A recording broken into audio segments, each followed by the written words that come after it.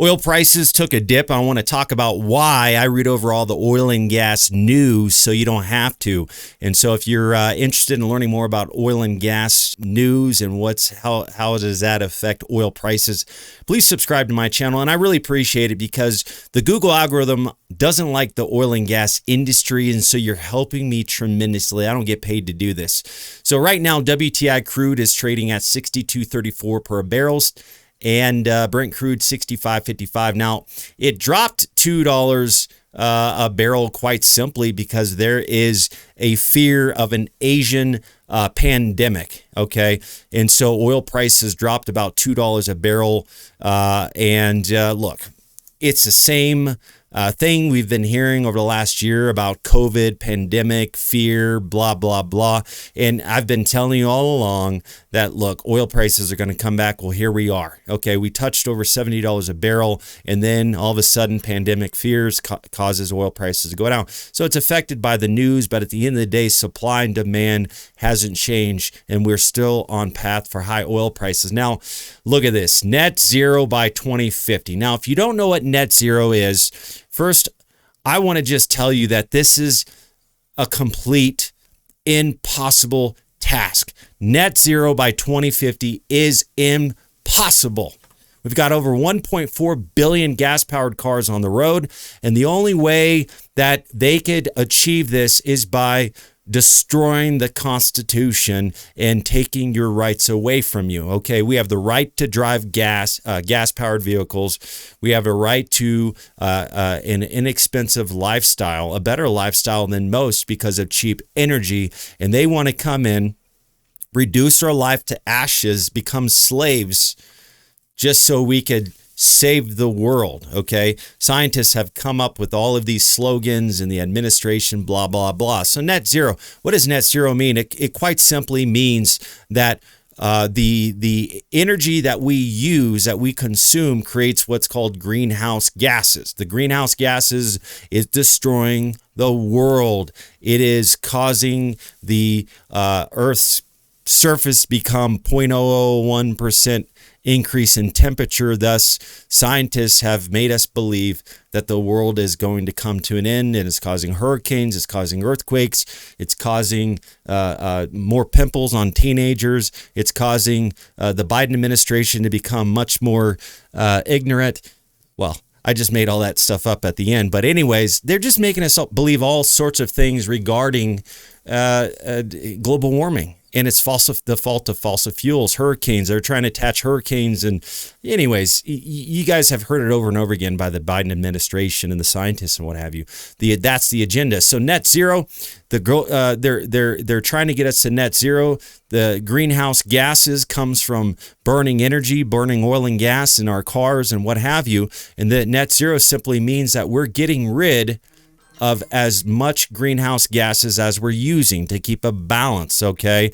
And so to reduce greenhouse gases, we need to stop driving gas-powered cars. We need to stop living. We need to stop our way of life. But we've built the world on energy. And the cheapest energy that made us all possible was oil. In these buildings that we see, all these plastic iPhones and iPads and iCrap, computers, Intel produces all of our processors. A lot of that is produced on materials that come from oil and gas, the motherboards on our computers. I mean, we've built the most incredible economy, a most incredible world because of cheap energy, but we're trying to shove green down everyone's throat, okay? So time is up for any new oil and gas drilling worldwide, according to a major report from the International Energy Agency on May 18th. The report lays out what IEA believes will be necessary to avert global warming greater than 1.5 degrees Celsius above pre-industrial levels, to just shy of catastrophe. I love it when they use words like catastrophe because this is what this is. Ceiling enshrined in the Paris Climate Agreement, which is a total joke. It's a bunch of papers from a bunch of countries making promises they'll never fulfill. especially China. The pathway to that goal is a narrow but still achievable, report says, but only if there are new oil and gas fields approved for development and no new coal mines or mine extensions beyond 2021. No new oil and gas field. So the only way that that net zero is achievable is by no new oil and gas development. I mean, the OPEC is excited about that. I mean, they are laughing at us. This is hilarious. They were trying to get rid of American oil and gas, and the Biden administration's handed it to them on a silver platter. It's laughable.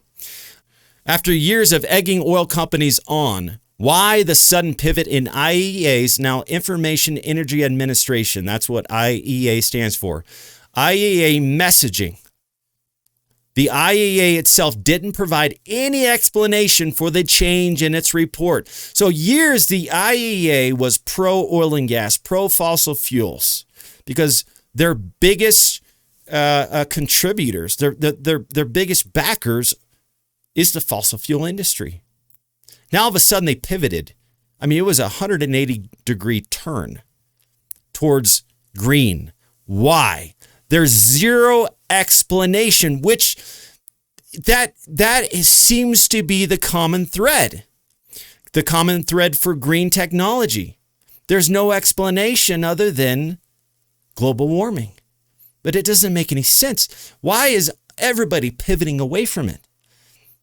I truly believe that China came in because they need oil. They need energy. They have the biggest country in the world, and they want domination. And they knew that there's no way that they could compete with the rest of the world. How can they consume enough energy to grow their country at the rate they want it to become a superpower, competing with all the other countries that are fighting for oil? They can't compete with that. They can't afford it. And so they tried the green route. Germany tried the green route. It fell apart. It didn't work. So China knew, hey, the cheapest energy in the world has already been discovered, and there's not enough of it. Oil, fossil fuels. So what do they do? What do they do? They start this agenda, this campaign to make everyone believe that global warming is truth, science is truth, that the world's coming to an end. Everyone else has to reduce their carbon footprint. You have to reduce your way of life, because there's no way green can do what fossil fuels has done.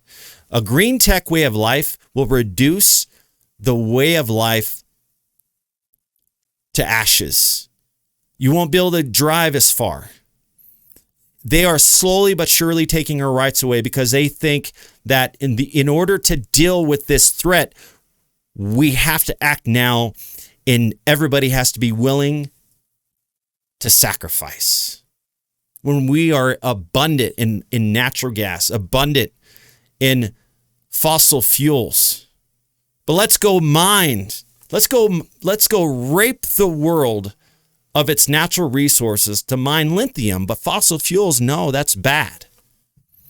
And there's been plenty of research to say that there's no free lunch for green tech. You build enough solar power panels to power the world, you're absorbing the sunlight. What effect is that?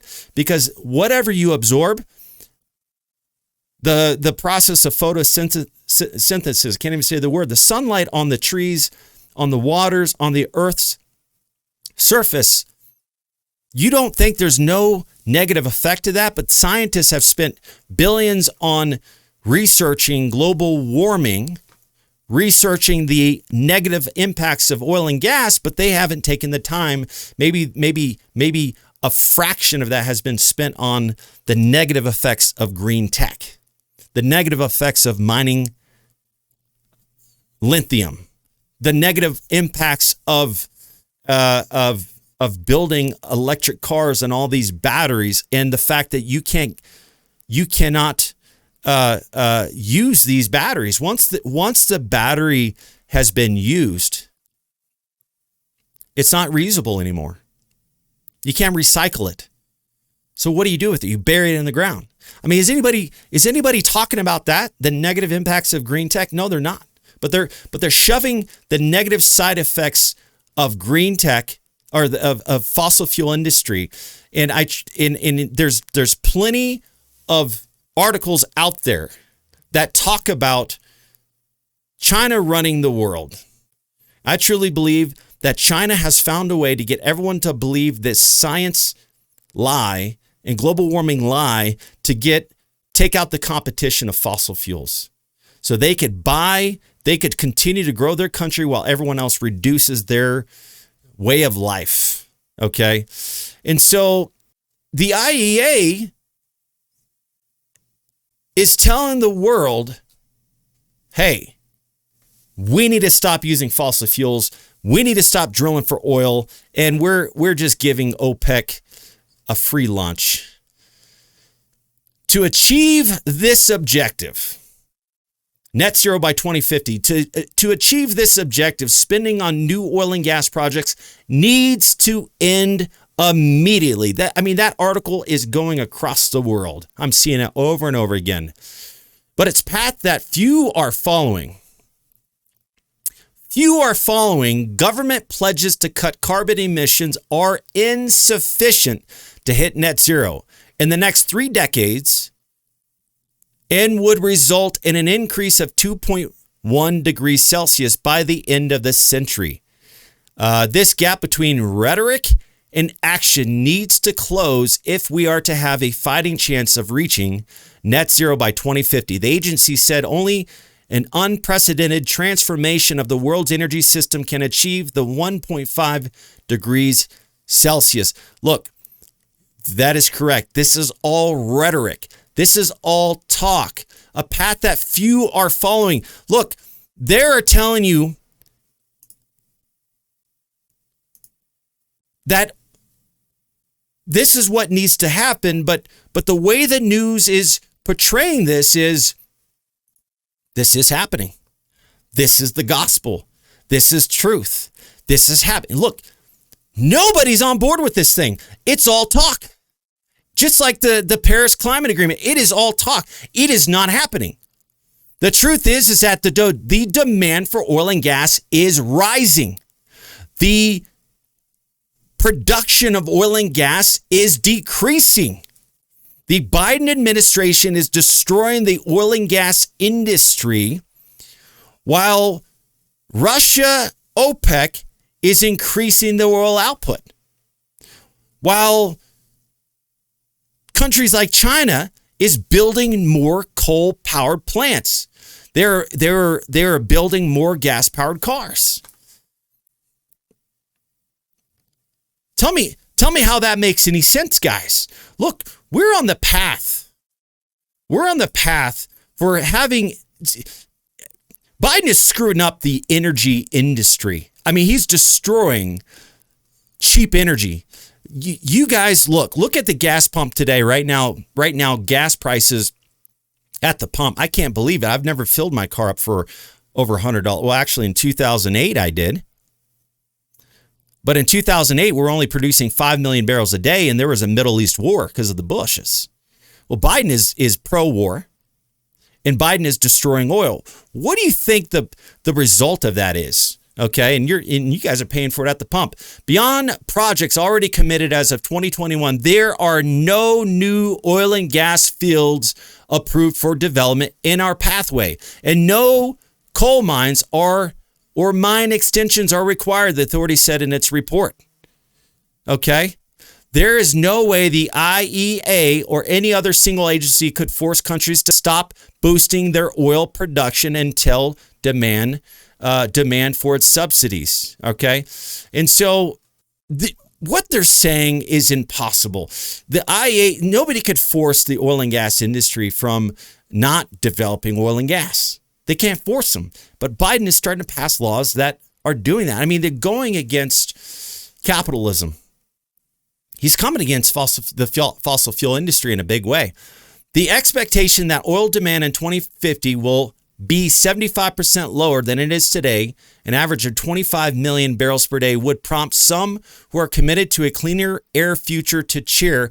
However, that would require that every other expectation of the IEA as laid out in its roadmap is met too. And this is a little difficult to believe. Look, it is impossible to achieve the impossible goals of the IEA. First off, you would need a Biden administration to run the world for the next 30 years. We have Donald Trump. You would have to get OPEC, Saudi Arabia, Russia, Putin, Iran, Venezuela, all of those countries to agree with this. What do you think they're going to do if demand continues to decrease? What do you think they're going to do if their demand for the only product that keeps them alive? What do you think is going to happen with that? These guys are going to go rogue, and they're going to start using all means possible to keep oil prices high. We are awakening the bear. We are awakening the Russian bear. We are awakening evil in the Middle East. It is going to be a bloodbath out there, guys. Look, the Biden administration is reducing the American oil and gas industry to ashes. And all that's going to do is cause energy prices to skyrocket. I don't care what the pandemic news is saying. I don't care what the scientists are saying.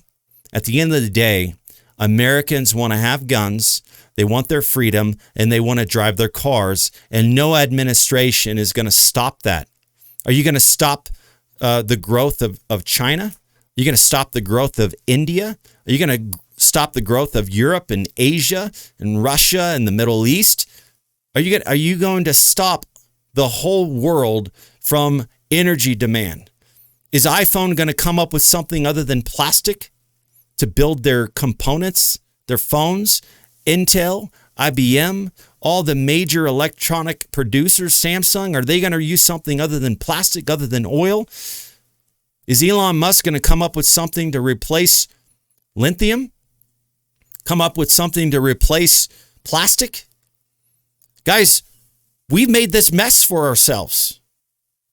The only way I foresee us being able to save the world, if that is the truth, is stop driving, stop living, stay in your home. Put on your mask, stay at home, come up with another bogus disease, stop moving. And then when you stay home, don't watch movies. Don't watch the news. Don't charge your phone. Don't use power. In fact, we should all move out of our houses, and we should move into a facility that houses us.